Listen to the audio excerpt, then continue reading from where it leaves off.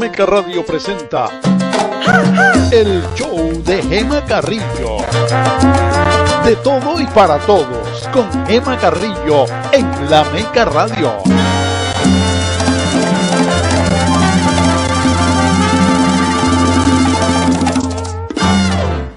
Hola, hola, buenas tardes. Bienvenido al show de Gema, donde todos los lunes a la 1 de la tarde, a través de Facebook Live y también después en YouTube, ustedes se reúnen con nosotros y hacemos algo diferente. Es un momento para poder comenzar a hablar de nuevos proyectos, es un momento que tenemos para aprender algo, es un momento donde tenemos para informarnos y por eso es que nos gusta que se reúnan con nosotros aquí en la Meca Radio los lunes a la 1 de la tarde. Recuérdense, es la cita.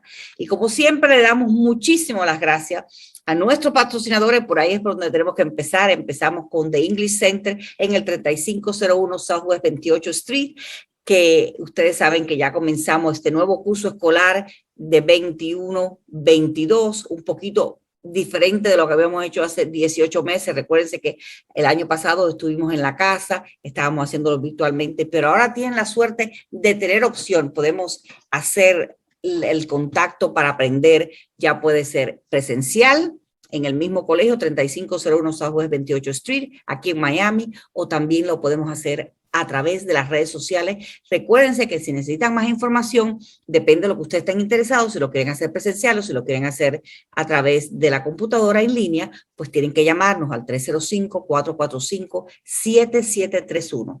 305-445-7731. No se olviden que si quieren aprender inglés, que si quieren hacerse ciudadanos, que si quieren mejorar sus habilidades de la gramática, la matemática, la lectura, lo único que tienen que hacer es llamarnos al 305-445-7731. En el English Center los estamos esperando. El English Center es el único centro en nuestra área que está abierto los 7 días de la semana. Recuerden, de las 6 de la mañana hasta las 9:30 de la noche. O sea, que no hay excusa si usted de verdad quiere estudiar, mejorar su futuro. Y también tenemos muchísimas carreritas cortas, 6 meses, 9 meses. Mire, tenemos cosmetología, tenemos maestra de preescolar para cuidar niños, tenemos un montón de clases de computadora, hasta no solamente diseñar programas de computadora, aprender cómo usar una computadora, que son los más básicos, sino también reparación de computadora, hasta Network Administrator, que es la persona que administra las redes. Y en todos los trabajos, recuérdense, en todos los trabajos tiene que haber un administrador de las redes, porque todo el mundo necesita que le ayuden a encenderla, apagarla, poner programa, que si la computadora se traba, necesitamos administradores de redes y esta profesión la puede obtener en el English Center. Recuérdese, 3501 Southwest 28 Street, 37 Avenida, 2 cuadras de la US 1, al lado del Parque Douglas Park. Lo único que tiene que hacer es llamarnos 305-445-7731. También si nos quiere visitar en las redes sociales, la página de internet es tsmiami.com. Si quiere seguirnos en Twitter, es tsmiami, o si no, en Instagram, tsmiami_adult. Recuérdense, no deje para mañana el comenzar su nueva vida. Ay, se me había olvidado. Recuérdense que también tenemos clases de mecánico de aire acondicionado, de electricista. Bueno, ¿para qué les voy a decir nada más? Llamen al 305-445-7731. Tenemos becas y subvenciones disponibles. Eso quiere decir que usted no va a tener que pagar nada, ¿ok? Llámenos, 305-445-7731. Y hablando de las personas que se han aprovechado del English Center y le han sacado ventaja a estas cosas que ofrecemos, recuérdense también de patrocinar a nuestra Liena Perdomo, graduada del English Center, actualmente estudiando en FIU. Le falta un poquitín para hacerse ingeniera. Ella tiene su propio negocio de ajustes de seguros. Usted sabe, algunas veces estamos en época de huracán. Un huracán puede estar aquí en nuestras esquinas en ningún momento. Entonces, si usted tiene algún problema con un liqueo o un salidero, liqueo es medio chino y medio spanglish, un salidero, un problema con las tuberías, un problema con el techo, cualquier cosa que usted tenga, llame a Liena Perdomo, la propietaria de PA Public Adjusters. Ellas le va a ayudar. 786-5 786-597-2410. No, es 786-597-2410. 786-597-2410. Llame a Liena, a lo mejor no necesita el teléfono ahora, guárdalo. Recuerde, estamos en el medio de la época de huracanes. Usted no sabe cuándo un huracán se va a acercar a nuestras orillas y vamos a tener que necesitar ese teléfono de Liena, 786-597-2410. Y ahora les voy a decir que tengo un invitado muy especial. Este señor Peter Sáez de la Mora es amigo mío hace muchos años y vamos a presentarlo para que ustedes los vean y para que ustedes tengan la posibilidad de compartir con él, porque es una persona fantástica, una persona que conozco, como le estaba diciendo, hace muchos años, y es un placer para mí tenerlo de invitado en el día de hoy. Peter, how are you? I'm great, thank you. Yo estoy muy bien, Gemma, y encantado de estar aquí contigo. Más contenta estoy yo porque tú sabes que hace años que quería hablar contigo, hace rato que queríamos compartir, sé que tu vida ha dado un cambio en los últimos años, pero vamos a empezar por ahí. ¿Por qué no nos cuenta Peter? ¿Quién es Peter Sáez de la Mora? ¿Cuál es su profesión? ¿Qué es lo qué hizo en ese tiempo laboral?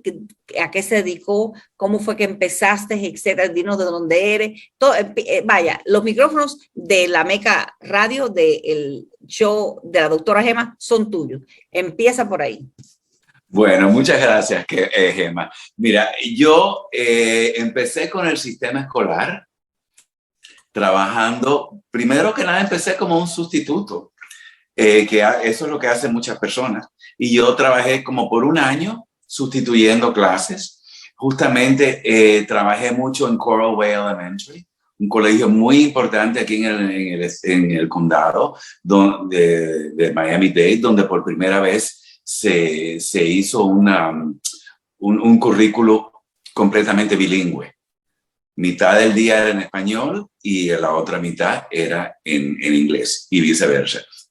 Muy efectivo. Después de trabajar con ellos durante un año, empecé a trabajar como profesor de francés. Entonces, también el trabajo de profesor de francés no era permanente. Pero justamente cuando acaba esa plaza, empiezo a trabajar yo como enseñante de español en el colegio primario. Después, entonces, de un par de años de hacer eso, fui entonces a la secundaria, más bien a un middle school. Y ahí sí enseñé francés mucho tiempo, enseñé como 12 años francés. Después de toda esa trayectoria, entro yo en consejería de alumnos, brindando apoyo y consejos académicos. Después de terminar toda mi carrera en educación, me jubilé, como dices tú, una época donde estamos muy contentos por el descanso tan merecido que tenemos ahora y que podemos disfrutar de ese descanso. Pero te voy a decir una cosa, que sí, me encanta decir jubilado, porque digo, eso de jubilado viene de júbilo, y júbilo viene de felicidad. Y la verdad que en mi vida he estado tan feliz como estoy ahora, que estoy jubilada, igual que tú, pero fíjate, todavía seguimos haciendo nuestras cositas y eso. Déjame hacerte una pregunta. Tú me dices que comenzaste en Coral Way Elementary, que está ubicada ahí en la 13 Avenida, muy cerca de Coral Way.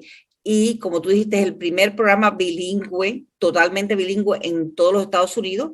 Lleva en existencia más de 30 años. Es más que yo me acuerdo que hace varios años, yo diría 5 o 6 años, vinieron, en aquellos momentos eran los príncipes de España, Leticia y Felipe, a visitar a Coral Way Elementary. ¿En qué año fue que tú trabajaste, ese año que trabajaste de sustituto? Ya yo me había ido.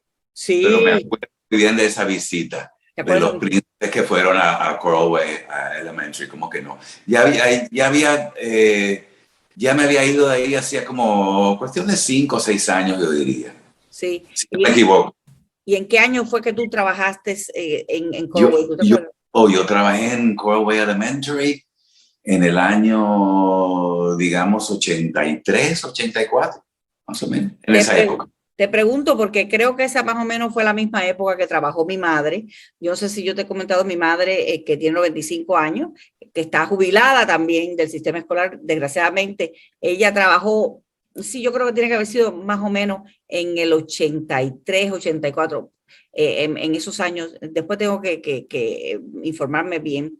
Trabajó también de sustituta porque ella, naturalmente, cuando vino de España, nosotros vinimos de España, ella tuvo que volver a la universidad. Esto, queridos oyentes, quiero decirle que mi madre, después de haber ido a la universidad, tuvo que volver a la universidad a hacer su papeleo de nuevo, a hacer su certificado, y entonces pasó un tiempecito y después fue que ella se reincorporó porque ella trabajó originalmente cuando llegó, en el mismo tiempo que estaba haciendo su universidad y eso, estaba trabajando en el Mercy Hospital. Y muchos años después en el Mercy Hospital la dejaron fuera, le quitaron, la posición de ella desapareció y dice, ¿qué hago ahora? Todavía era una mujer joven. Le digo, bueno, pues a la escuela, bueno, efectivamente, pero para ese tiempo ya las leyes habían cambiado y tuvo que volver a la universidad de nuevo por este viaje para prepararse para hacer el certificado de maestra, porque cuando mi madre termina su universidad en aquellos tiempos, que fueron los años 70, tú terminabas tu universidad y con el certificado de la universidad, con eso te daban la licencia de maestro, que estábamos hablando tú y yo de eso, de la licencia de maestro, que por cierto ya me llegó la noticia hoy de que mi certificado, que una cosa para notar para la gente también, nosotros como maestros tenemos que tener un certificado y se renueva cada 5 años. Durante esos 5 años tú tienes que hacer ciertas cositas, tienes que a tomar clases, hacer varias cositas. Y mi certificado se vence en junio 30 del 2022 y yo siempre lo hago un año antes. Y ya hoy me acaban de notificar que mi certificado ya sirve hasta el año 2027. Vamos a ver si de aquí al 2027 todavía quiero seguir trabajando. Vamos a ver. No sé si voy a trabajar más, pero por lo menos tengo el certificado ahí andante. Peter, perdóname que te interrumpí, pero o sea que son cosas como que mencionaste lo de Coral Way, mencionaste que trabajaste de maestro de francés. Una pregunta que te iba a hacer. Para tú hacer maestro de francés, ¿qué tipo de documentos o qué tipo de preparación tuviste que enseñarle al estado de la Florida para poderte hacer maestro de francés? Bueno, muy interesante porque en esa época, cuando yo empiezo en el magisterio, empiezan a requerir a requerir licencias en el sujeto que uno enseña. Y por casualidad, yo estuve en parte del grupo, yo fui parte del grupo que desarrolló el examen estatal de francés para recibir la licencia de enseñar francés. Porque ese certificado a que te refieres tú es una licencia como la licencia de un médico, la licencia de un abogado, de un ingeniero, de cualquier profesional. Y nosotros, claro, como enseñantes necesitamos esos documentos. Entonces tú tuviste que básicamente que hacer esa documentación para ponerla en tu certificado para poder estar especializado en francés. Eventualmente te decides que te vas a hacer consejero. ¿Qué tipo de preparación necesitaste para hacerte consejero? Bueno, para ser consejero ya yo tenía una maestría en idiomas. Entonces, para ser consejero tienes que tener maestría o máster. En esa época, no sé ahora si habrá cambiado, pero en esa época no puedes ser consejero simplemente con una carrera de bachelor's de 4 años de la universidad. Necesitas 2 años más. Entonces, yo encima del master's que ya tenía, estudié para otro master's y entonces eso me dio una certificación que se llama especialización, que es justamente la mitad del camino entre un master's y un doctorado. O sea, que casi estabas ahí a un respiro del doctorado. Y qué milagro que tú no te hiciste, que tú no porque es que los educadores, como estamos en la educación, siempre estamos tratando de mejorar. ¿Por qué es que tú no te haces doctor, Peter? Bueno, porque es que ya en esa época ya no había tanto tiempo para la carrera. O sea que entonces ya empecé a concentrarme. Una vez que yo llegué a cierto punto en la carrera como consejero, empecé a concentrarme y a prepararme para la jubilación, como dices tú. Sí, así mismo. Porque esto toma preparación. Sí. Esto no se puede hacer de un día para otro. Déjame hacerte una pregunta. Te voy a volver a preguntar sobre qué tipo de preparación hiciste para la jubilación, pero hablando de esto de la consejería, todavía se necesita una maestría para ser consejero, pero ahora es peor porque ahora tienes que tener un año de pasantía, o sea, como un internship, antes de poderte sentar para el examen estatal, que hay un examen que es lo que tú dices, el subject area, el área de asignatura, el área de especialidad, o sea, si tienes que enseñar francés, tienes que tomar un examen. Si vas a enseñar español, tienes que tomar un examen. Educación, todo. Y mientras más cosas tienes en tu certificado, más valeroso o valerosa te haces delante de un director. Porque yo tengo un amigo que está enseñando 2 horas, a ti te va a encantar esto, 2 horas de español, 1 hora de matemática, y 1 hora de dual enrollment, que para eso en realidad no necesita nada especial.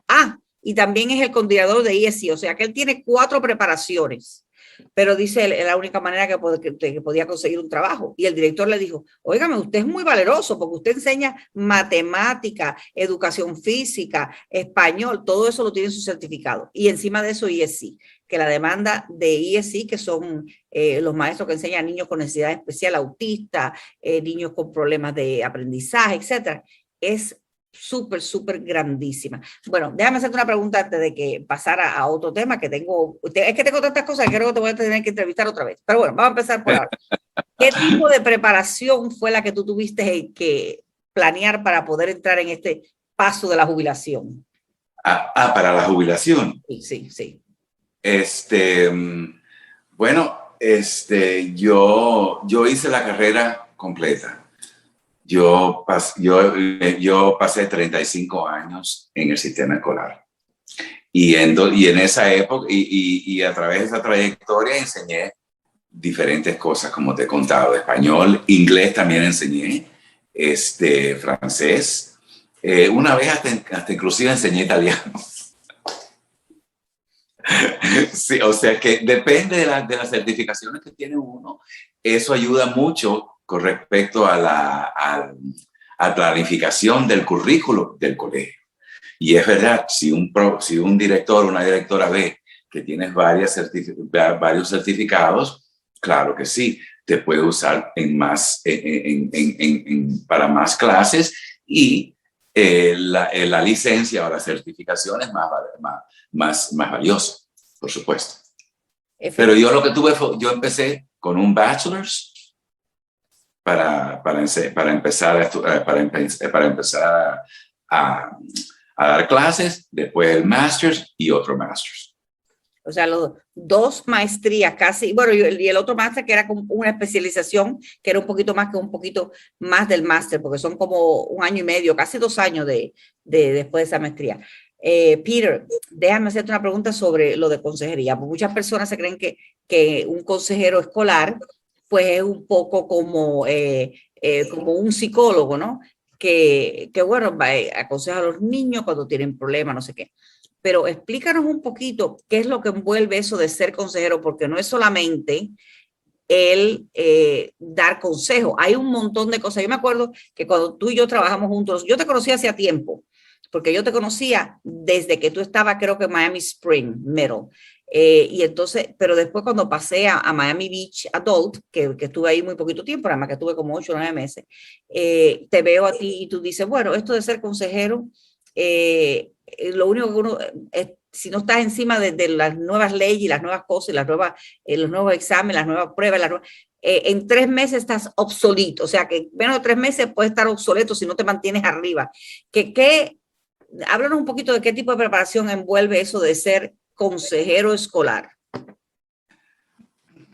Bueno, consejero escolar, primero que nada, sí, eso está en la gama de la psicología, pero mayormente nuestro trabajo es aconsejar al alumno académicamente. ¿Qué clases necesita para alcanzar la meta del personal del alumno? ¿Quiere ser ingeniero? ¿Quiere ser abogado? ¿Quiere ser médico? Desde muy temprano hay que empezar a tomar clases que llevan a uno a esa especialidad que uno quiere. Con respecto a lo que hacemos los consejeros, sí, damos consejos académicos, pero muchas veces llegan con problemas y conflictos más allá del mundo académico. En ese caso, nosotros tratamos de ayudar, siempre porque tenemos el entrenamiento para ese tipo de cosas. Aunque es limitado, pero tenemos el entrenamiento para reconocer cualquier conflicto o un conflicto que tenga el alumno. Entonces, muchas veces, entre el team de consejería, se puede llegar a una solución con ese alumno. Si es más allá de eso, hay que referir al alumno para que pueda hablar con alguien acerca del conflicto que tiene. Y todo eso es muy delicado y y hay que ser muy reservado. Honestamente, no se puede hablar de ese tipo de cosas. Desde casos individuales no podemos hablar, porque siempre tenemos que pensar en la privacidad del alumno y de su familia también muchas veces. Sí, o sea que es un trabajo delicado, pero realmente es muy bonito como trabajo, porque ayudas a los alumnos y muchas veces los alumnos luchan para poder graduarse. No todos los alumnos tienen la facilidad de graduarse fácilmente con un buen promedio de notas. Y no es así. Es la realidad. Entonces hay que ayudar a los que no necesariamente pueden graduarse tan fácilmente, y se puede hacer. Sí, o sea, pienso en cuando estaba en la escuela que tenía que mandar a un estudiante al consejero, y es lo que tú dices, son muchas las cosas, pueden ser cosas personales, pueden ser cosas más privadas que se necesita una reserva, pues es como un sacerdote, pero también pueden ser cosas académicas, que es el punto principal. Y hay veces que uno dice que llega el estudiante a tu oficina y tú ves que está en 10º o 11º grado, y que le faltan tantos créditos para poder graduarse que va a ser imposible que se gradúe con su clase, que se gradúe con sus compañeros. Es algo increíble, pero y uno tiene que esforzarse a tratar de ver cuáles son las soluciones que pueden alcanzar. Si siempre hay posibilidad, aunque el alumno no pueda graduarse con la clase que le toca, hay posibilidad, sobre todo si el alumno tiene empeño. Sí. Pero es bien difícil mantener eso. Otra cosa que siempre me ha maravillado en el sistema escolar, que muchas veces los consejeros, por ejemplo, un profesor tiene un salón de clase que a lo mejor ve en escuela privada, en escuela elemental, en escuela primaria, que es lo que dice, en escuela primaria tienes 25 o 30 estudiantes, depende del grado, puede que tengas 15 si estás en kindergarten. A medida que van subiendo los grados, tienes más estudiantes. Pero en escuelas intermedias y en escuelas secundarias, en preuniversitario, que le llamamos nosotros, tú tienes como maestro, tienes 6 o 7 clases a veces. Hay veces que tienes 5, pero a veces que tienes 6 o 7. Sobre todo porque cuando tienes más de 5, tienes lo que se llama suplemento, que te pagan un poquito más, y hay maestros que lo hacen porque necesitan el dinero. Acuérdate que nuestra profesión es una de las que más mal se paga. Entonces, cuando tú tienes 6 o 7 clases, puede que tengas a tu responsabilidad 200 o 300 estudiantes, que en cada clase, naturalmente serán 25, 20, lo que sea. Pero como consejero, más o menos promedio, ¿cuál es el número de estudiantes por el cual tú eres responsable? Explícanos un poquito sobre eso. Bueno, eso depende también de la matrícula del colegio. Si es un colegio grande, digamos un high school, en un high school pueden haber 700 alumnos, pueden haber a lo mejor, en una high school grande o no muy grande. Y entonces hay, digamos que un equipo de 5 o 6 consejeros. Si tienes, con buena suerte, tienes 5 o 6 consejeros, entonces esos 700 alumnos se dividen entre los consejeros. O sea que 700 alumnos entre 7 consejeros serían 100 alumnos por consejero. Honestamente, no pienso que eso no es realista. Esperar que un colegio tenga tantos consejeros para la cantidad de alumnos, pero así es como se hace en los colegios. Se dividen la cantidad de alumnos en consejeros. Pero me imagino que hay veces que uno dice, ojalá tuviera más horas en el día para seguir viendo. Me imagino que vienen a verte y hay veces que tú tienes, porque no es como en las clases son 50 minutos, 2 horas, lo que sea, y después se van. Pero como consejero tienes que dedicar el tiempo a cada uno, explicarle, revisar los expedientes. O sea que eso toma un poquito más de ciencia. Sí, claro, efectivamente. Y también todas las examinaciones. Hoy día se examina por todo. Hay exámenes estatales, hay exámenes federales, hay todo tipo de exámenes. Y entonces los consejeros somos generalmente las personas que nos ocupamos de la organización de esos exámenes. Digamos, si hay que dar un examen al colegio completo, pues entonces muchas veces a lo mejor tienen un grupo grande en el auditorio y entonces hay 3 o 4 consejeros que estamos ahí porque esos exámenes hay que vigilar. Son exámenes muy importantes, muy delicados. Y entonces no se puede compartir las respuestas anteriormente, no se puede. Eso se mantiene todo secreto. Y entonces, los consejeros muchas veces estamos involucrados con ese tipo de cosas. Bien difícil que es el trabajo de un consejero. Entonces imagino que después de 35 años de trabajo, cuando llegó la hora de jubilarte, tú dijiste, hasta aquí llegamos y estabas feliz de poderte. Cuéntame, ¿cuándo fue que te jubilaste y qué es lo que has hecho desde entonces hasta ahora? Cuéntanos un poquito de ese paso de la jubilación. Okay. Yo me retiré o me jubilé hace 2 años y medio.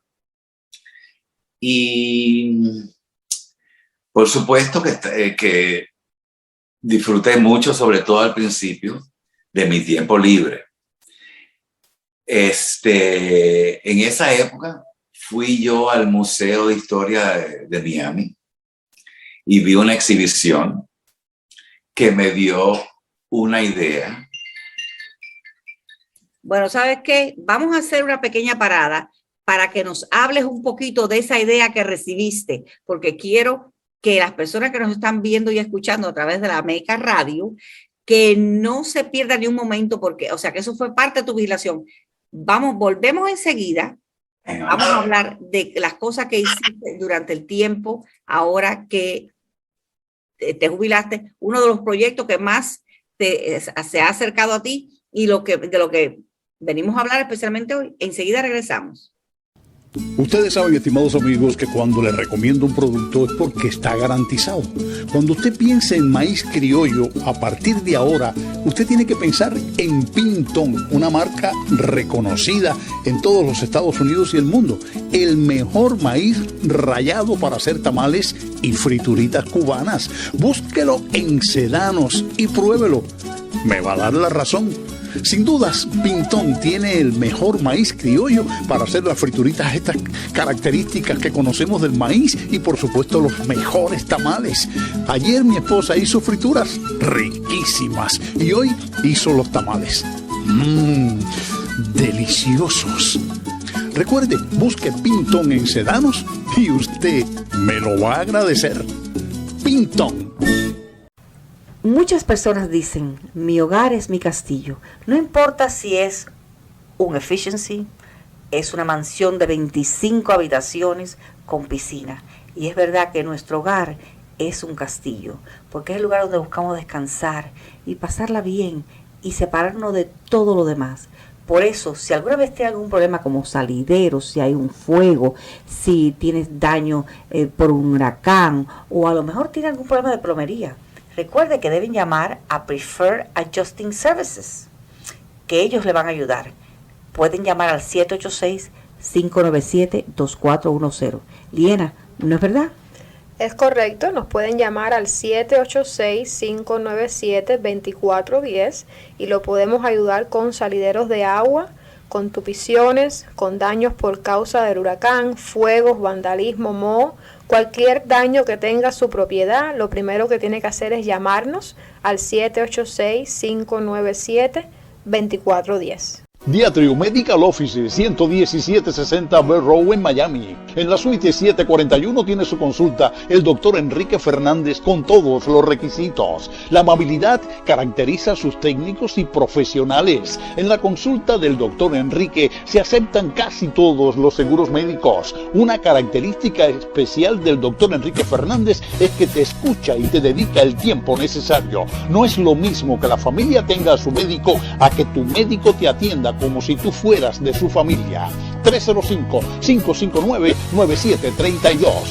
Tantos pacientes no pueden estar equivocados. Hola, buenas tardes de nuevo. Regresamos a el show de la doctora Gema con nuestro invitado de hoy, Peter Saiz de la Mora, que estábamos hablando, que trabajó 35 años en el sistema escolar, tuvo diferentes papeles, que eso es una de las bellezas de poder trabajar de maestro en el sistema escolar, porque un año eres maestro de francés, al otro enseña italiano, después eres consejero, todos los cursos, cada vez que comienza el curso escolar, tú eres algo nuevo. Y eso es una de las bellezas que tiene la posibilidad de trabajar por el sistema escolar. No hay ningún año que es igual, aunque vayas a enseñar la misma cosa, cuando uno regresa de la vacación del verano, que empieza de nuevo con los chiquillos, son nuevos los estudiantes, la materia, aunque sea la misma, ellas la hacen diferente porque ellos siempre tienen algo que enseñarte a ti. Y estábamos hablando con Peter Saiz de la Mora exactamente de eso.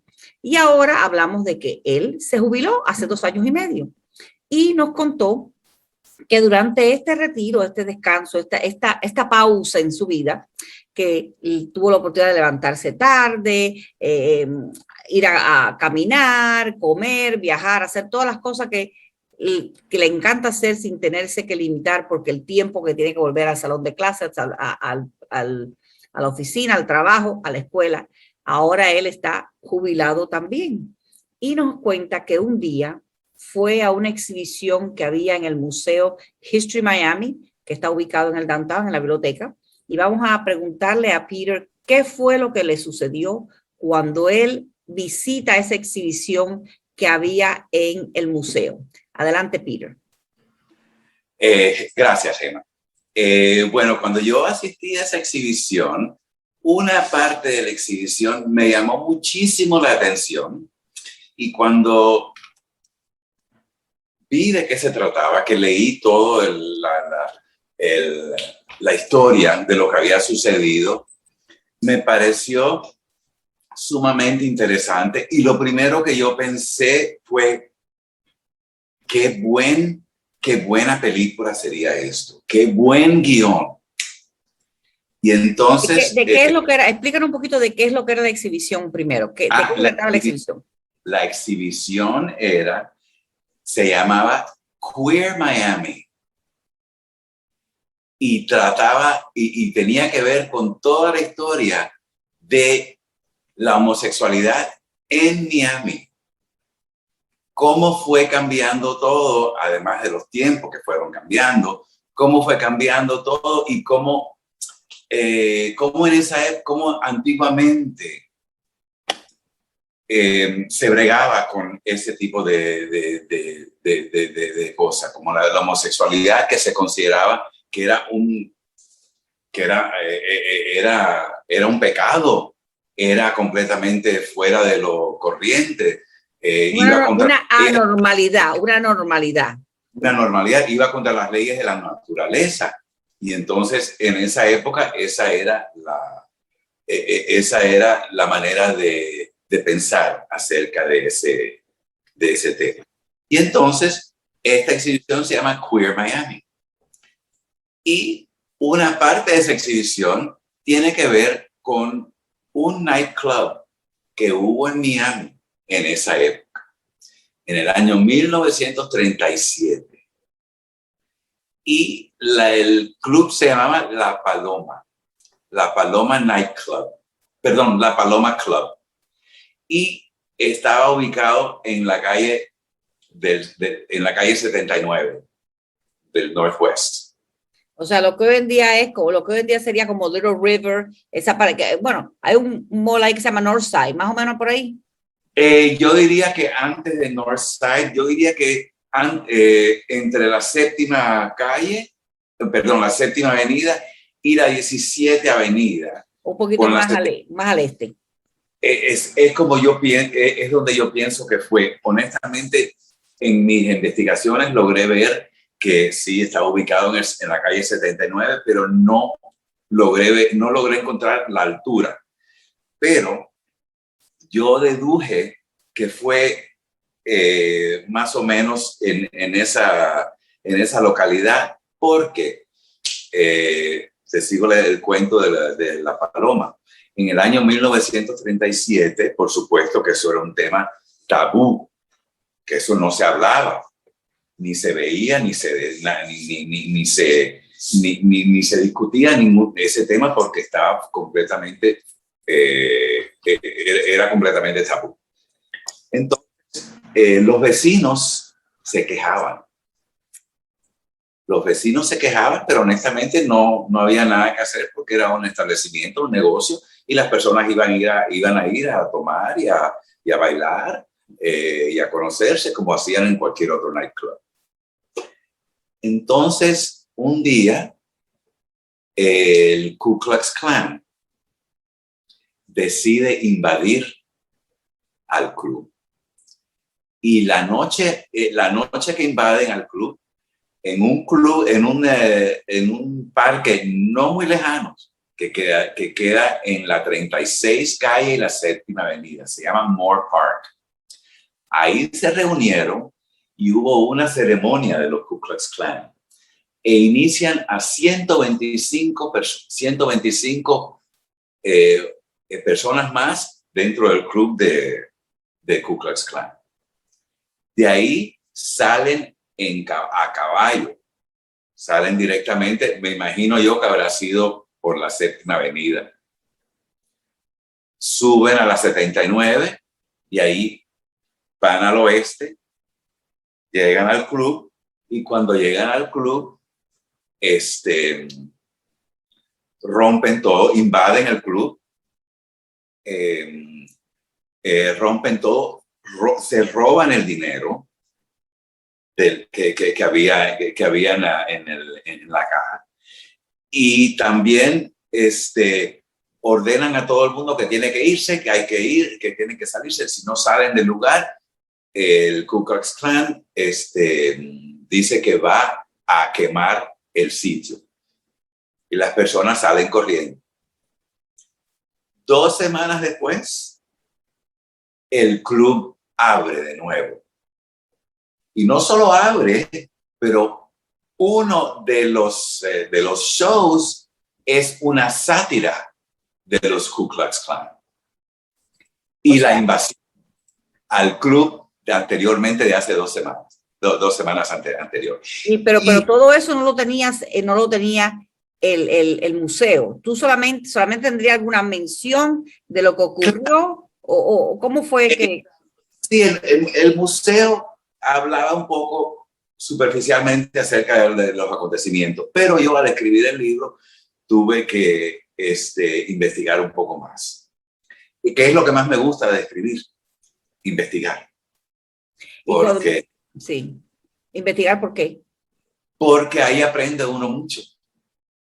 Y no solo aprende, pero uno descubre otras cosas más interesantes que puedes utilizar en tal vez otro libro.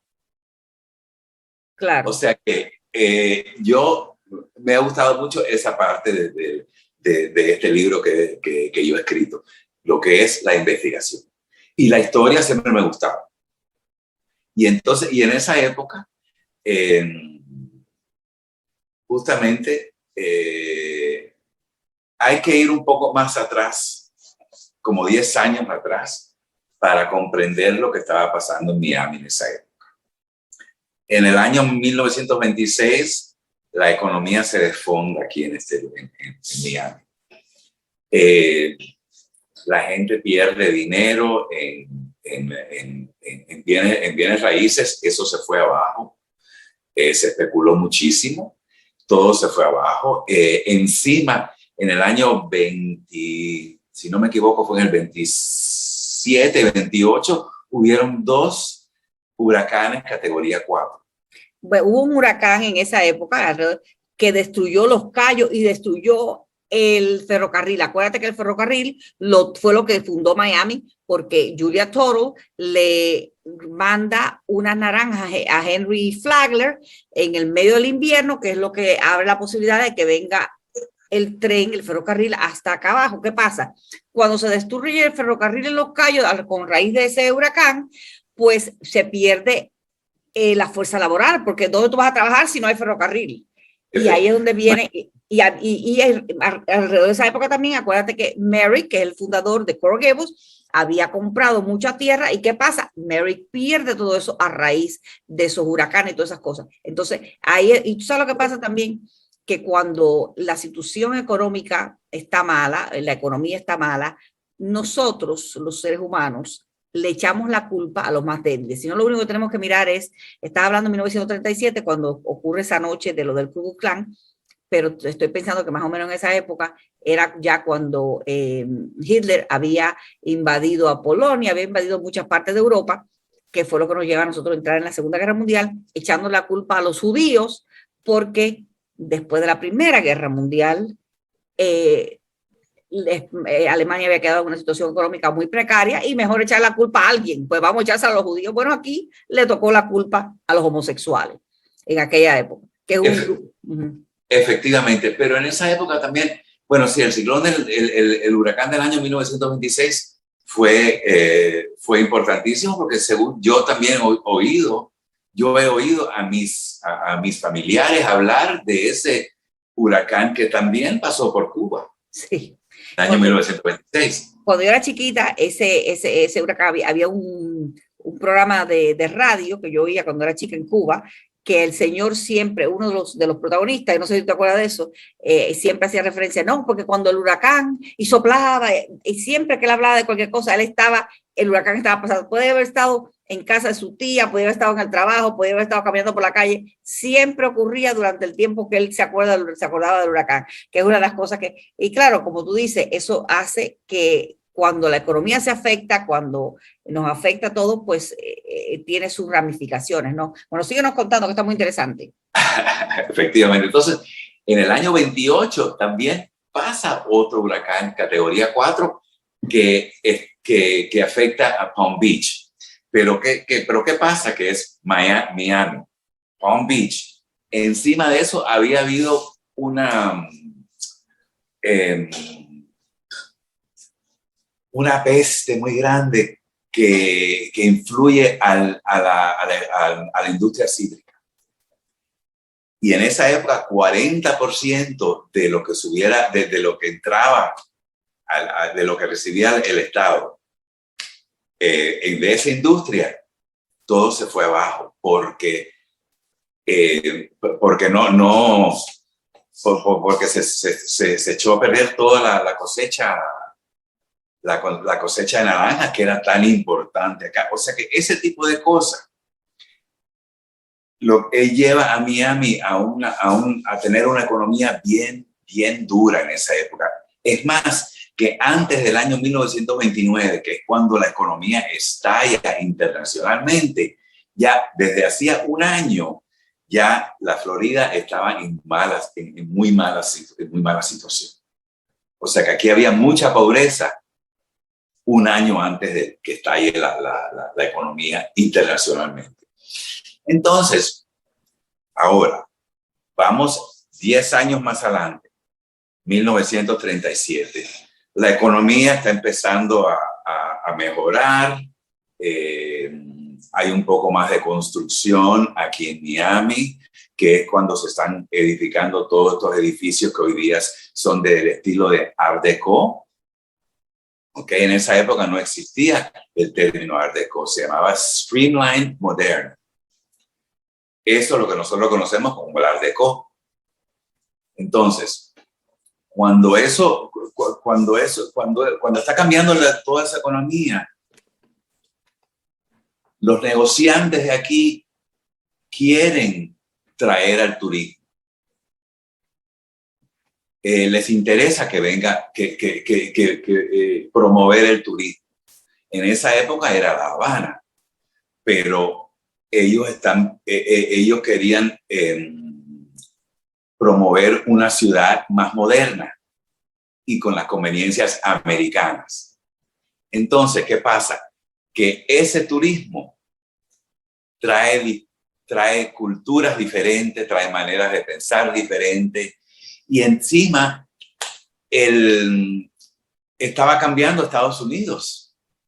Eso es por la depresión también. Y lo que es la cultura popular en esa época florece. Y todos esos cambios eran demasiado para una organización como el Ku Klux Klan, que son conservadores, no solo conservadores, que son intolerantes, que son odiosos y que no permiten otro tipo de vida que no sea la de ellos. Y muy racistas también, eso todos lo sabemos, que el racismo es realmente lo que influye a este grupo más, que todavía existe. Este grupo en Estados Unidos todavía existe. Lo que pasa es que en Miami, justamente cuando abre de nuevo el club y monta la sátira de los Ku Klux Klan, en ese momento no era posible apreciar el significado de lo que había pasado. Pero al hacer eso, la ciudad cambia. Porque esas organizaciones como Ku Klux Klan querían que esta ciudad fuera una ciudad sureña de Estados Unidos tradicional, con la forma de pensar que hoy día todavía vemos en muchos estados de la Unión. Pero la Florida no llegó a ser así, sobre todo Miami. Sí, siempre esta área del sur, o sea, yo diría el sur de Orlando, ha sido diferente de Atlanta, de las Carolinas, de las partes de Mississippi, de las partes que nosotros siempre vemos, porque te lo digo porque yo viajo mucho y tú también has viajado mucho, pero yo viajo mucho en los Estados Unidos. Yo me acuerdo que en Tallahassee una vez yo estaba sentada en un restaurante y una chica vino y me dijo, ¿de dónde tú eres? Yo le dije, de Miami. Me dice, no, tú no puedes ser de América porque tú no hablas como hablan los americanos. Ok, lo que sea, tú entiendes, o sea, algo increíble que uno dice en los Estados Unidos, en su propio país, que te insulten así, que te faltan el respeto, básicamente. Pero bueno, vamos a hablar un momento. Thank you. Peter Sáez de la Mora, que es el autor de este libro, La Paloma, y como natural, como autor, al fin, siempre hay veces que nos llegan llamadas en el medio de la conversación, pero no importa, porque queríamos hablar de una pregunta que te iba a hacer, Peter, que estoy hablando de esto, de que Peter básicamente Peter nos está diciendo que él va a una exhibición que hay en el Museo de Historia, History Miami, en el centro de la ciudad, y es una exhibición de lo que es la trayectoria homosexual en la ciudad de Miami desde sus inicios, desde 1890 y pico. Y él se encuentra esto de referencia a un club, a un nightclub, un club nocturno que se llama La Paloma Club. Y se encuentra diferentes cosas sobre cosas que suceden en ese club una noche en 1937 y los resultados de esto. Pero yo quería preguntarte, Peter, ¿hay alguien que haya escrito un libro sobre este evento que pasó en La Paloma? ¿O tú eres el único? ¿O hay otra historia sobre La Paloma? Explícanos un poquito de eso. Yo sé que tú se te ocurrió la idea, bueno, vamos a hablar de La Paloma, pero ¿hay otra persona que haya, aparte de, me imagino que el Miami Herald escribiría sobre esto porque era el único periódico que había en aquellos tiempos, pero me imagino también que tú para poder crear esta historia tuviste que usar un poquito de imaginación en algunas partes, pero explícanos la investigación esa, ¿cómo es que tú llegas a esa investigación que te ayuda a escribir este libro One Night Only at La Paloma? Gracias, Gemma. Bueno, primero que nada, Gemma, el libro es ficción, pero toma lugar en un lugar donde sí existió. Entonces, yo para hacer todas esas investigaciones que ya te comenté que me gusta mucho ese proceso, yo encontré justamente, bueno, los periódicos hablaron de lo que había pasado, pero lo que más importante encontré fue un pequeño artículo en Life Magazine. La invasión de La Paloma Club pasa el 15 de noviembre. El 29 de noviembre de ese mismo año, del 37, Life Magazine publica un pequeño artículo de lo que había sucedido en Miami. Y sí, efectivamente, otras personas han escrito acerca del tema, pero lo han hecho de un punto de vista histórico. Yo mantuve todos los hechos históricos lo más real que pude. Honestamente, yo respeté lo que pasaba históricamente, y cualquier referencia histórica que haya en este libro es correcta. Pero lo que sucede entre los personajes, no, los personajes son ficticios. Claro. Pero sí, y el Time Magazine, New York Times también ha escrito acerca del tema. Sí, hay varias publicaciones que le han dedicado tiempo a esta historia, como que no. Pero bueno, para que tú lo puedas hacer, para que poder tenerle masa donde cortar, para que tenga condimento, para que tenga sentido, uno tiene que crear diálogos, tiene que crear conflicto. Por eso es donde viene la ficción en lo que tú has hecho, ¿verdad? Sí, efectivamente. Sí, mucho conflicto y mucha acción, espero yo. Bueno, Peter, yo sé que tienes el libro de atrás, agarra el libro para ponerlo adelante, para que las personas que estén interesadas, que puedan, que lo vean, ajá, sí, exactamente. La Paloma, One Night Only, One Night at La Paloma. Okay. One Night at La Paloma. One Night at La Paloma. Una noche en La Paloma, basado en eventos actuales. Perfecto. Te voy a enseñar la otra parte, donde el escrito que hizo Life Magazine en el año 1937, eso se ve abajo. La fotografía que se ve encima es la fotografía del club, que es por un fotógrafo desconocido. Perfecto. O sea, pero tú no sabes exactamente el lugar donde estaba ocupado el lugar, pero sí tienes esa foto que más o menos tendrá un tipo de localización.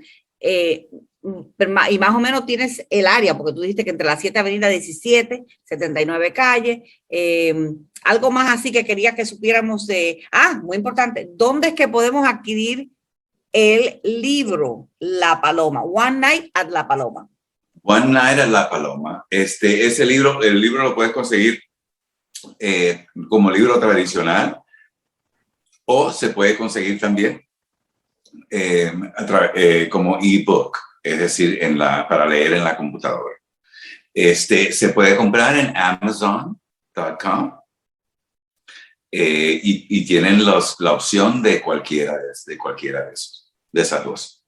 O sea, pueden comprarlo en forma electrónica o pueden comprarlo en forma de papel y se lo traen a la casa el libro. Además de eso, tú tienes acceso a otro lugar donde las personas pueden comunicarse contigo. ¿Cuál es esa dirección?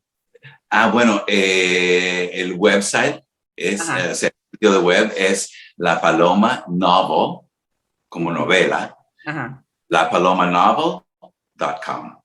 Porque vamos a poner al final, vamos a poner en pantalla, vamos a poner lapalomanovel.com y vamos a poner el link de Amazon para que las personas puedan visitar en Amazon para comprarlo. Bueno, justamente si va a ese website, a lapalomanovel.com, ahí se puede adquirir el libro también porque hay un link. Hay un enlace para Amazon y puede ordenar el libro, cualquiera de las dos opciones, pues sea de computadora, o sea para leer en computadora o para leer tradicionalmente.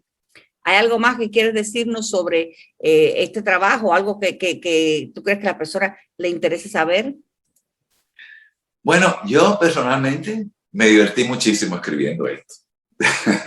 Me divertí muchísimo. A través de las investigaciones pude desarrollar más el libro y hasta inclusive adquirir otras ideas para otros proyectos, otros empeños creativos más adelante. Excelente. Hemos estado hablando con Peter Saiz de la Mora, el autor de One Night at La Paloma, la historia de un evento de aquí de Miami hace muchos años, 1937, casi va a ser un siglo, donde las cosas que están pasando en el mundo, que después de eso en Nueva York en los años 60 estuvo el evento de Stonewall, que se celebra todos los años, pero nosotros estamos adelantados a Nueva York, a pesar de que la gente no lo crea. Efectivamente, y yo al escribir este libro, tratando con estos temas, yo hice el esfuerzo de mantener relevancia con los eventos que hoy día pasan. Porque para mí es muy importante conocer la historia para entonces poder entender y comprender lo que es la actualidad. Efectivamente. Muchas gracias, Peter, por tu información. Vamos a poner la información para las personas que estén interesadas que puedan adquirir el libro. Y la verdad que te agradezco mucho que hayas compartido conmigo este ratico. Recuérdense, Peter Saiz de la Mora, el autor de One Night at La Paloma, que está disponible en Amazon. Muchas gracias y nos vemos la próxima semana. Gracias. La Meca Radio presentó el show de Gema Carrillo. Gracias por la atención prestada, amigos, y hasta la próxima.